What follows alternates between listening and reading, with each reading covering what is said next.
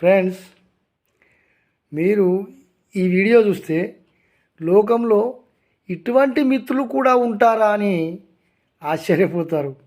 కానీ చూడండి ఎలాంటి వారు. ఒక మిత్రుడికి యాక్సిడెంట్ అయింది.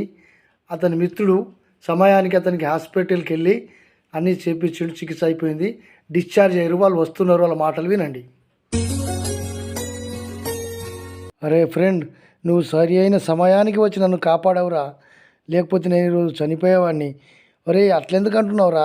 మనం కర్తవ్యం రా, అది నా కర్తవ్యము. అట్లా కాదన్నా, ఈరోజు నువ్వు నన్ను కాపాడకుంటే నేను చనిపోతుంటే కదా. లేదురా, మనం చెడ్డి దోస్తులం రా, అది కూడా మర్చిపోయినావా నువ్వు?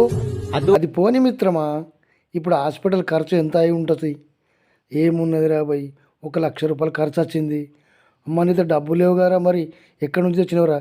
ఏం చేస్తారో భయ్, కిడ్నీ అమ్మేసిన 2 లక్షలకు, ఏం చేద్దాం ఇక.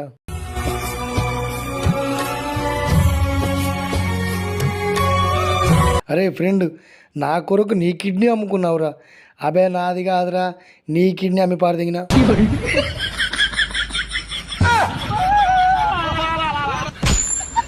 ఊరే మరి మిగతా డబ్బులు ఏవిరా? OnePlus ఫోన్ కొన్నారా మిత్రమా?